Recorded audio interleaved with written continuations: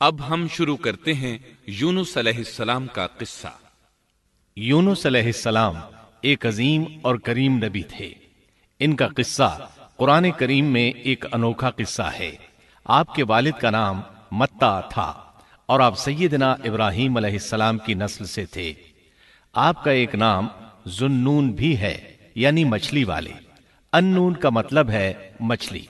اسی طرح آپ کو صاحب الحوت بھی کہا جاتا ہے۔ اللہ تعالیٰ نے آپ کو ان سب ناموں سے پکارا ہے۔ آپ کو ایک عظیم بستی کی طرف مبعوث کیا گیا۔ اس بستی کا نام نینوا تھا۔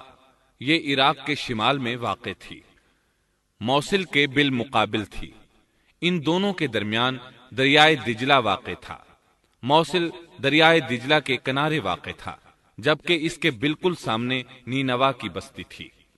امام ابن کثیر رحمت اللہ علیہ نے نینوا کے بارے میں اور ان آثار و باقیات کے بارے میں لکھا ہے جو ان کے زمانے میں موجود تھیں۔ وہاں کچھ بت تھے جو اوندھے منہ گرے پڑے تھے۔ اللہ تبارک و تعالی نے یونس علیہ السلام کو نینوا کی طرف رسول بنا کر بھیجا۔ سورۃ الصافات آیت 139 میں ہے، وَإِنَّ يُونُسَ لَمِنَ الْمُرْسَلِينَ، اور بے شک یونس رسولوں میں سے تھے۔ آگے اللہ آیت 147 میں فرماتے ہیں، وَأَرْسَلْنَاهُ إِلَى 100,000 أَوْ يَزِيدُونَ، اور ہم نے اسے 100,000 بلکہ اور زیادہ آدمیوں کی طرف بھیجا۔ یعنی ان کی تعداد 100,000 سے زیادہ تھی۔ رہا یہ سوال کہ لاکھ سے کتنے زیادہ تھے، اکثر علماء کرام نے وضاحت کی ہے کہ وہ 100,000 سے قریباً 20,000 زیادہ تھے۔ اس طرح بستی والوں کی تعداد 1,20,000 تھی، اور یہ سب کے سب کفر پر تھے۔ یونس علیہ السلام انہیں سال ہر سال دعوت دیتے رہے، لیکن وہ اپنے کفر ہی پر ڈٹے رہے۔ پھر انہوں نے سیدنا یونس علیہ السلام پر ظلم و جبر شروع کر دیا، انہیں دھمکیاں دیں، مصائب و آلام سے دوچار کیا۔ مطلب یہ کہ جس طرح دوسرے انبیاء کرام کے ساتھ کیا گیا، ان کے ساتھ بھی وہی سلوک ہوا۔ آخر آپ نے اپنی قوم کو اللہ کے عذاب سے آگاہ کرتے ہوئے اعلان فرما دیا کہ فلاں دن تم پر عذاب آ جائے گا۔ پھر خود غصے کی حالت میں اس بستی سے نکل گئے، جبکہ اللہ تعالیٰ نے انہیں متعین دن کی مہلت دینے کی اجازت تو دی تھی، لیکن اس بستی سے نکل جانے کا حکم نہیں دیا تھا۔ جب آپ نے انہیں یہ مہلت سنائی تو خود غصے کی حالت میں بستی سے نکل گئے۔ سورہ انبیاء آیت 87 میں اللہ تعالیٰ فرماتے ہیں، وَذَا النُّونِ إِذ ذَّهَبَ مُغَاضِبًا فَظَنَّ أَن لَّن نَّقْدِرَ عَلَيْهِ، مچھلی والے کو یاد کرو جبکہ وہ غصے سے چل دیا اور خیال کیا کہ ہم اسے نہ پکڑ سکیں گے۔ اس آیت کی تفسیر میں امام رازی رحمہ اللہ لکھتے ہیں، جس نے یہ گمان کیا کہ اللہ تعالیٰ اسے پکڑنے کی قدرت نہیں رکھتا، وہ آدمی کافر ہے۔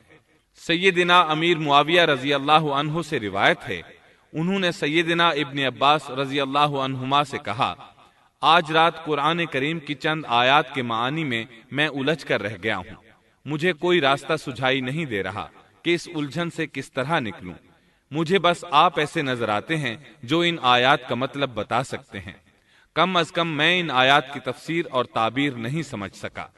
ابن عباس رضی اللہ عنہما نے پوچھا، وہ کون سی آیات ہیں؟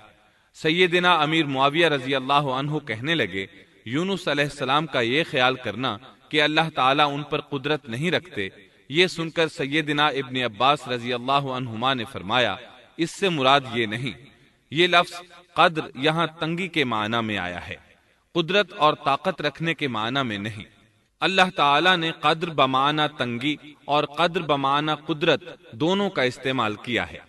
تنگی کے معنی کی مثال سورۃ الطلاق آیت نمبر 7 میں ہے، وَمَن قُدِرَ عَلَيْهِ رِزْقُهُ فَلْيُنفِقْ مِمَّا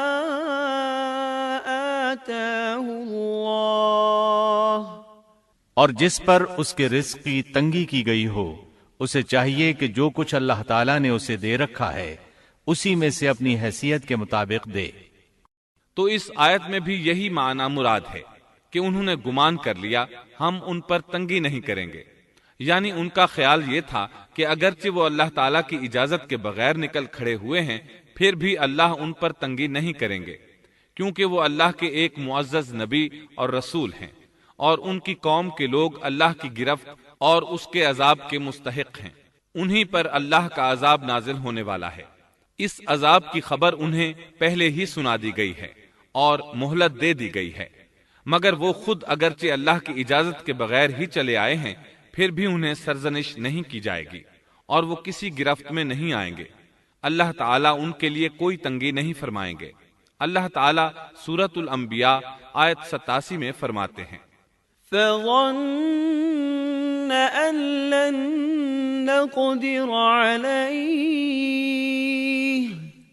اس نے خیال کیا کہ ہم اسے پکڑ نہیں سکیں گے۔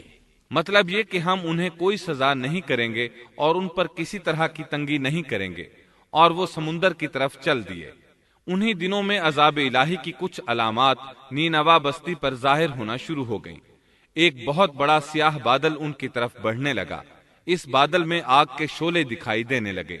ان لوگوں نے یہ بادل ان متعین دنوں میں سے پہلے ہی دن دیکھ لیا۔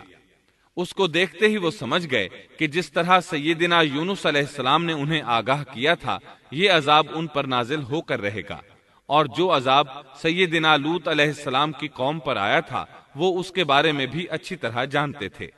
وہ بستی ان کی بستی کے قریب ہی تھی، اس لیے وہ ڈر گئے۔ ان کے سردار جمع ہوئے اور کہنے لگے، جیسے تم سے پہلے لوگوں پر عذاب اترا کرتے تھے تم پر بھی یہ نازل ہو کر رہے گا، جلدی کرو، سب جمع ہو جاؤ۔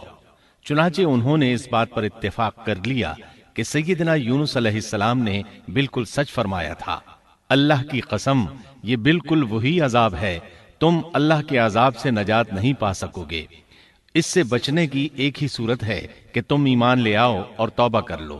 اس طرح وہ سب کے سب ایمان لے آئے، لیکن سیدنا یونس علیہ السلام وہاں موجود نہیں تھے۔ ان کی عدم موجودگی میں یہ سب کے سب یعنی 1,20,000 افراد ایمان لے آئے۔ انہوں نے پیوند لگے کپڑے پہنے اور اللہ کے حضور عاجزی، انکساری اور آہوزاری شروع کر دی، رونے لگے، اللہ سے بخشش مانگنے لگے، پھر اسی حالت زار میں باہر کھلے میدان کی طرف نکل آئے۔ ان کے سرداروں نے سب کو الگ الگ کر دیا، یہاں تک کہ ماں اور بیٹے کو بھی جدا کر دیا۔ سب اپنی اپنی جگہ پر یعنی ماں اپنی جگہ پر اور بیٹا اپنی جگہ پر آہوزاری کرنے لگے تاکہ ان پر اللہ تعالیٰ کی رحمت نازل ہو جائے۔ یہ عذاب 3 دن تک ان کے سروں پر منڈلاتا رہا، اور یہ بھی مسلسل آہوزاری کرتے رہے، اپنی عاجزی ظاہر کرتے رہے، معافیاں مانگتے رہے۔ آخر کار اللہ تعالیٰ نے ان پر رحم و کرم فرما دیا اور عذاب کو ان سے پھیر دیا۔ اللہ تعالیٰ سورہ یونس آیت 98 میں فرماتے ہیں، فلولا كانت قرية آمنت فنفعها إيمانها إلا قوم يونس، چنانچہ کوئی بستی ایمان نہ لائی کہ ایمان لانا اس کے لیے فائدہ مند ہوتا سوائے یونس کی قوم کے۔ مطلب یہ کہ سابقہ امتوں میں سے کسی کے بارے میں یہ سننے میں نہیں آیا کہ پوری قوم ایمان لے آئی ہو۔ تمام بستیوں میں ایک بھی بستی ایسی نہیں تھی، بس ایک یونس علیہ السلام کی قوم ایمان لے آئی۔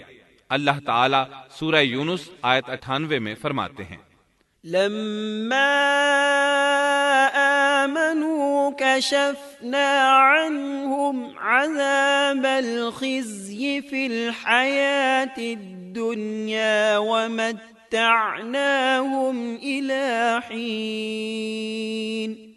جب وہ ایمان لے آئے تو ہم نے رسوائی کے عذاب کو دنیاوی زندگی میں ان پر سے ٹال دیا اور ان کو ایک وقت تک کے لیے زندگی سے فائدہ اٹھانے کا موقع دیا۔ مطلب یہ کہ ہم نے انہیں دنیاوی زندگی کا لطف اٹھانے کا موقع دیا۔ اب اس قوم پر قیامت کے دن تک عذاب نہیں اترے گا۔ علامہ ابن کثیر رحمت اللہ علیہ فرماتے ہیں، اس آیت کریمہ کا مفہوم یہ ہے کہ کسی بستی کے تمام باشندے کسی نبی پر کبھی ایمان نہیں لائے، یا تو سب نے کفر کیا یا پھر اکثر نے کفر کیا، لیکن یونس علیہ السلام کی قوم واحد ایسی قوم ہے جو تمام کی تمام عذاب الہی کے آثار دیکھ کر ایمان لے آئی۔ سابقہ ادوار میں جتنی بھی بستیاں گزریں ان میں اہل ایمان کے ساتھ یا تو کفار رہے ہیں یا ان میں منافقین بھی رہے ہیں، سوائے یونس علیہ السلام کی قوم کے وہ سب کے سب کافر تھے، پھر سب کے سب ایمان لے آئے۔ یہ اللہ تعالیٰ کے عجائبات میں سے ہے اور اس کی قدرت اور رحمت کی نشانیوں میں سے ہے۔ اب دوسری طرف کی سنیے، یونس علیہ السلام کو کچھ معلوم نہیں تھا کہ ان کی قوم کے ساتھ کیا ہوا۔ آپ تو غصے کی حالت میں بستی سے نکل کر سمندر کی طرف چلے آئے تھے۔ آپ ایک کشتی کی طرف آئے، اس میں سواریاں اور ساز و سامان لدا ہوا تھا۔ اللہ تعالیٰ سورۃ الصافات آیت 140 میں فرماتے ہیں، اذ ابق الى الفلك المشحون، جب وہ بھاگ کر بھری کشتی پر پہنچے۔ کشتی روانہ ہوئی، موجیں اٹھیں، سمندر میں طغیانی آئی، یوں لگتا تھا کہ بس ابھی غرق ہوئے۔ کہنے لگے بوجھ ہلکا کرو، اپنا ساز و سامان سمندر میں پھینک دو۔ چنانچہ انہوں نے اپنا اپنا ساز و سامان سمندر میں پھینک دیا۔ اس طرح کشتی کچھ ہلکی ہو گئی، لیکن ضرورت کے مطابق ہلکی نہ ہو سکی۔ اب وہ کہنے لگے کسی کو سمندر میں گرانا ضروری ہے تاکہ کشتی مزید ہلکی ہو جائے، ورنہ یہ ڈوب جائے گی۔ جلدی کرو، قرع ڈالو۔ جس کے نام کا قرع نکلتا جائے اسے سمندر میں گراتے جاؤ اور بار بار یہ عمل دہراتے جاؤ یہاں تک کہ کشتی ہلکی ہو جائے۔ چنانچہ قرع ڈالا گیا۔ سب سے پہلے یونس علیہ السلام کا نام نکلا۔ سب کہنے لگے نہیں، یہ تو ایسے نہیں ہیں، ان کے چہرے پر تو سجدوں کے نشانات ہیں، انہیں رہنے دو، پھر قرع ڈالو۔ چنانچہ پھر قرع ڈالا گیا، پھر انہی کا نام نکلا۔ سب نے تعجب کیا۔ تیسری مرتبہ پھر قرع ڈالا گیا، اس بار پھر یونس علیہ السلام ہی کا نام نکلا۔ اللہ تعالیٰ سورۃ الصافات آیت 141 میں فرماتے ہیں، فساهم فكان من المدحضين، پھر قرآن اندازی ہوئی تو یہ مغلوب ہو گئے۔ ہر بار انہی کا نام نکلا۔ آخر کار ان لوگوں نے انہیں پکڑ کر سمندر میں گرا دیا۔ فالتقمه الحوت، تو پھر انہیں مچھلی نے نگل لیا۔ حوت بڑی مچھلی کو کہتے ہیں۔ اللہ تعالیٰ نے حوت کو القاء فرمایا، انہیں کھانا نہیں، نہ ان کے جسم کو کوئی گزند پہنچے۔ یہ اس مچھلی کو اللہ تعالیٰ کے احکامات تھے۔ اللہ تعالیٰ سورۃ الصافات آیت 142 میں فرماتے ہیں، فالتقمه الحوت وهو مليم، تو پھر انہیں مچھلی نے نگل لیا اور وہ خود اپنے آپ کو ملامت کرنے لگے۔ یعنی وہ سمجھ گئے کہ بار بار جو ان کا نام قرآن اندازی میں نکلتا رہا ہے تو وہی مقصود ہیں۔ چنانچہ خود کو ملامت کرنے لگے، اور یہ ملامت توبہ کی ابتدا ہے کہ انسان خود کو ملامت کرتا ہے۔ اب یونس علیہ السلام مچھلی کے پیٹ میں تھے۔ اللہ کی قدرت، آپ مچھلی کے پیٹ میں 3 دن تک رہے۔ بعض روایات میں 7 دن اور زیادہ سے زیادہ مدت 40 روز آئی ہے۔ آپ نے مچھلی کے پیٹ میں اللہ تعالیٰ کو پکارا۔ اللہ سورۃ الانبیاء آیت 87 میں فرماتے ہیں، فنادى في الظلمات، آخر کار وہ اندھیروں کے اندر سے پکار اٹھے۔ علماء نے یہاں 3 اندھیروں کا ذکر کیا ہے، مچھلی کے پیٹ کا اندھیرا، سمندر کا اندھیرا اور رات کا اندھیرا۔ گویا ان پر یہ سارے اندھیرے اکٹھے ہو گئے تھے۔ اللہ سورۃ الصافات آیت 143 اور 144 میں فرماتے ہیں، فلولا أنه كان من المسبحين للبث في بطنه إلى يوم يبعثون، پس اگر یہ پاکی بیان کرنے والوں میں سے نہ ہوتے تو لوگوں کے اٹھائے جانے کے دن تک اس کے پیٹ ہی میں رہتے۔ مطلب یہ کہ اگر آپ اللہ تبارک و تعالی کی تسبیح نہ بیان کرتے تو مچھلی کے پیٹ ہی میں رہتے۔ آپ نے دعا نہیں مانگی بلکہ اللہ عز و جل کی تسبیح بیان کی۔ روایات میں یوں بھی آتا ہے کہ جب مچھلی آپ کو سمندر کی اتھاہ گہرائی میں لے گئی تو آپ وہاں آبی مخلوقات کی تسبیحات کی آوازیں سننے لگے۔ گویا اللہ تعالیٰ نے انہیں القاء فرمایا کہ آپ بھی تسبیح کریں۔ اللہ سورۃ الانبیاء آیت 87 میں فرماتے ہیں، فنادى في الظلمات أن لا إله إلا أنت سبحانك إني كنت من الظالمين۔ بالآخر وہ اندھیروں کے اندر سے پکار اٹھا کہ الہی تیرے سوا کوئی معبود نہیں، تو پاک ہے، بے شک میں ظالموں میں ہو گیا۔ چنانچہ یونس علیہ السلام نے اس تسبیح کے الفاظ کو یوں ادا فرمایا، لا إله إلا أنت سبحانك إني كنت من الظالمين۔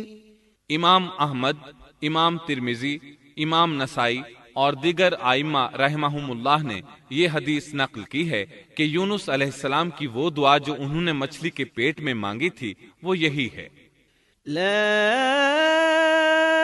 إله إلا أنت سبحانك إني كنت من الظالمين۔ جو بھی مسلمان یہ دعا اپنی کسی حاجت میں مانگے گا اللہ تعالیٰ اس کی دعا ضرور قبول فرمائے گا۔ یہ دعائے مستجاب ہے، مقبول دعاؤں میں سے ہے۔ اسی دعا کے بعد اللہ تعالیٰ نے یونس علیہ السلام کو اس پریشانی سے نجات عطا فرمائی۔ اللہ سورۃ الانبیاء آیت 88 میں فرماتے ہیں، فاستجبنا له ونجيناه من الغم وكذلك ننجي المؤمنين۔ تو ہم نے اس کی پکار سن لی اور اسے غم سے نجات دے دی، اور ہم ایمان والوں کو اسی طرح بچا لیا کرتے ہیں۔ ایک صحابی نے نبی کریم صلی اللہ علیہ وسلم سے پوچھا، اے اللہ کے رسول صلی اللہ علیہ وسلم، یونس علیہ السلام نے جو دعا مچھلی کے پیٹ میں مانگی کیا وہ صرف انہی کے لیے تھی یا ان کے بعد اہل ایمان کے لیے بھی ہے؟ تو آپ نے فرمایا، یہ دعا یونس علیہ السلام کے لیے خاص تھی اور سب اہل ایمان کے لیے عام ہے۔ کیا تم نے اللہ تعالیٰ کا یہ فرمان نہیں سنا؟ وَكَذَلِكَ نُنْجِي الْمُؤْمِنِينَ۔ اور ہم ایمان والوں کو اسی طرح بچا لیا کرتے ہیں۔ جو بھی اس دعا کو پڑھے گا اللہ اسے رنج و غم سے نجات دیں گے۔ ایک قول کے مطابق تقریباً 40 روز آپ کی شب و روز یہی دعا رہی۔ اس مدت کے ختم ہونے پر اللہ تعالیٰ نے آپ کی دعا کو قبولیت بخشی۔ مچھلی ساحل پر پہنچی، انہیں کنارے پر ڈالا اور واپس چلی گئی۔ اس بات کو اللہ تعالیٰ نے سورۃ الصافات آیت 145 میں یوں بیان فرمایا ہے، فَنَبَذْنَاهُ بِالْعَرَاءِ وَهُوَ سَقِيمٌ۔ پس اسے ہم نے چٹیل میدان میں ڈال دیا اور وہ اس وقت بیمار تھے۔ آپ وہاں اسی طرح لیٹے رہے۔ پھر اللہ کی قدرت سے آپ کے قریب ایک بیلدار درخت اگا، جیسا کہ سورۃ الصافات آیت 146 میں ہے، وَأَنبَتْنَا عَلَيْهِ شَجَرَةً مِّن يَقْطِينٍ۔ اور اس پر سایہ کرنے والا ایک بیلدار درخت ہم نے اگا دیا۔ اس کدو کے درخت کے متعلق مورخین کا کہنا ہے کہ اللہ تعالیٰ نے اس درخت کا انتخاب اس لیے فرمایا تھا کہ اس درخت کے پتے چوڑے ہوتے ہیں، ان کے سائے میں انہیں ڈھانپ دیا گیا تاکہ ہوا سے اذیت نہ پہنچے، اس لیے کہ ان کے جسم سے جلد اتر گئی تھی۔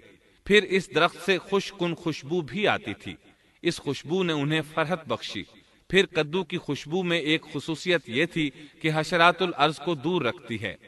اللہ تعالیٰ نے انہی خصوصیات کی وجہ سے اس بیلدار درخت کا انتخاب فرمایا تھا تاکہ آپ ہر طرح کی تکلیف سے محفوظ رہیں۔ یہ ہے اللہ کی قدرت، سبحان اللہ۔ اسی طرح مفسرین یہ بھی کہتے ہیں کہ اللہ تعالیٰ نے ان کے پاس ایک پہاڑی بکری بھیج دی، وہ آپ کے قریب آتی اور آپ کے سر کے اوپر اپنی ٹانگیں پھیلائے کھڑی ہو جاتی۔ اس طرح اس کے تھن آپ کے منہ میں چلے آتے اور آپ ان سے خواہش کے مطابق دودھ پیتے۔ یہ تھا آپ کا کھانا اور پینا۔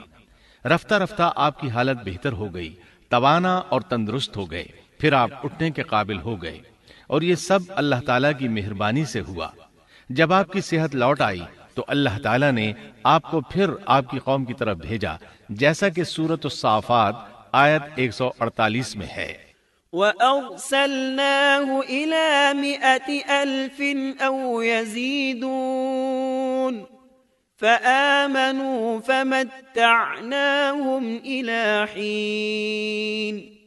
اور ہم نے اسے 1,00,000 بلکہ اور زیادہ آدمیوں کی طرف بھیجا، پس وہ ایمان لے آئے اور ہم نے انہیں ایک زمانے تک عیش و عشرت دی۔ وہ سب کے سب آپ پر ایمان لے آئے تھے۔ اللہ تعالیٰ نے اس قصے کے ذریعے نبی کریم صلی اللہ علیہ وسلم کو اشارہ فرمایا ہے کہ دعوت دیتے ہوئے اکتانا نہیں۔ اللہ سورۃ القلم آیت 48 میں فرماتے ہیں، وَلَا تَكُن كَصَاحِبِ الْحُوتِ، اور مچھلی والے کی طرح نہ ہو جائیے۔ ان لوگوں کو دعوت حق دیتے رہیے۔ دیکھیے وہ سال ہر سال دعوت دیتے رہے لیکن اکتائے نہیں، ان سے مایوس نہیں ہوئے۔ ان کی پوری بستی میں سے ایک بھی ان پر ایمان نہیں لایا تھا، لیکن جب ان سے مایوس ہو گئے تو انہیں اللہ کے عذاب سے آگاہ کر دیا اور منہ پھیر کر چل دیے، تو وہ سب کے سب ایمان لے آئے۔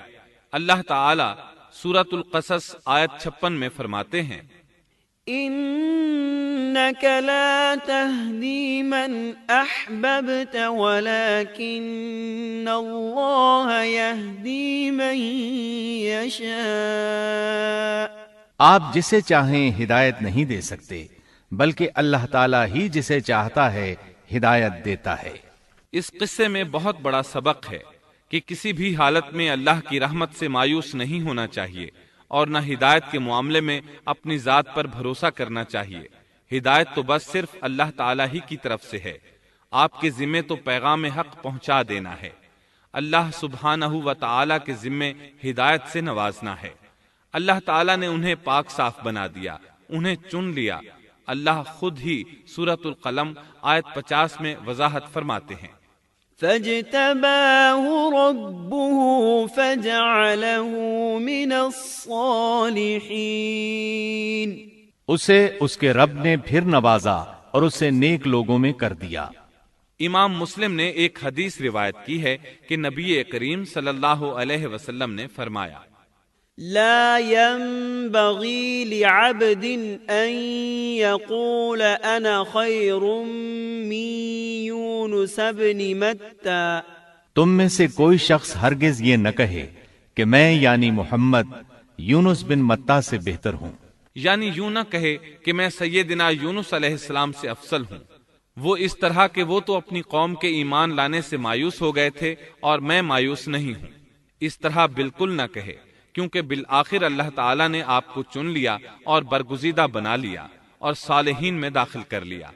اس واقعے میں نبی کریم صلی اللہ علیہ وسلم کو جو ہدایت دی گئی ہے اس کا ذکر سورۃ القلم آیت 41 میں آتا ہے، فاصبر لحكم ربك ولا تكن كصاحب الحوت۔